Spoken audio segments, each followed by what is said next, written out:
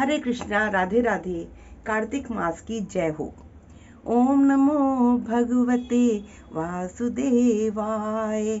ओम नमो भगवते वासुदेवाय। वासुदेवाय प्रभु वासुदेवाय।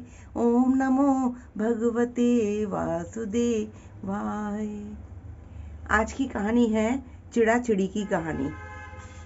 एक बुढ़िया थी, वो कार्तिक का व्रत करती थी, तो उसको भगवान कृष्ण खिचड़ी का कटोरा रख जाते और बुढ़िया अपना व्रत खोल लेती थी। पड़ोसी ने देखकर जलती थी कि इसका तो कोई नहीं है, फिर भी इसको खिचड़ी खाने को मिल जाती है। एक दिन बुढ़िया कार्तिक नहाने गंगा जी गई। भगवान आए और खिचड़ी का बेला मकान में रख गए। पड़ोसन ने खिचड़ी का बेला उठाकर मकान के पिछवाड़े में फेंक दिया। बुढ़िया आई तो उसने अपना बेला नहीं देखा। चारों तरफ खोजा खिचड़ी का बेला, तो उसको कहीं नहीं मिला।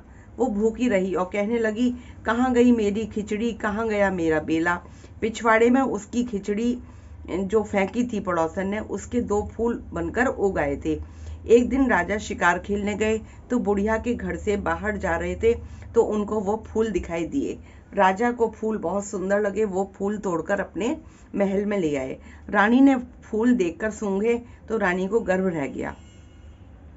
राजा रानी की कोई संतान नहीं थी। फूल सूंघने से रानी गर्भवती हो गई और उसके बाद उसके 2 लड़के पैदा हो गए। लड़के बड़े होने लगे, पर वे बच्चे किसी से भी बोलते नहीं थे। दोनों लड़के जब शिकार खेलने जाते तो रास्ते में बुढ़िया माँ मिलती। बुढ़िया माँ कहती, कहाँ गई मेरी खिचड़ी, कहाँ गया मेरा बेला।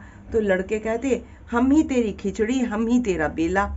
जब भी लड़के शिकार खेलने जाते तो बुढ़िया यही कहती, कहाँ गई मेरी खिचड़ी, कहाँ गया मेरा बेला। बच्चे कहते, हम ही तेरी खिचड़ी, हम ही तेरा बेला।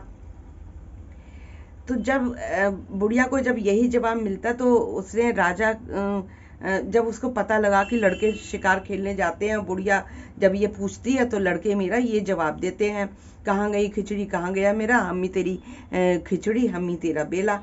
राजा को पता चला तो राजा ने बुढ़िया को बुलाया और कहा कि हमसे तो ये बोलते नहीं है, तुमसे कैसे बोलते हैं। बुढ़िया ने कहा कि मुझे तो इस बात का कुछ पता नहीं, लेकिन मैं तो कार्तिक का व्रत करती हूँ, तो मुझे भगवान कृष्ण खिचड़ी देके जाते थे।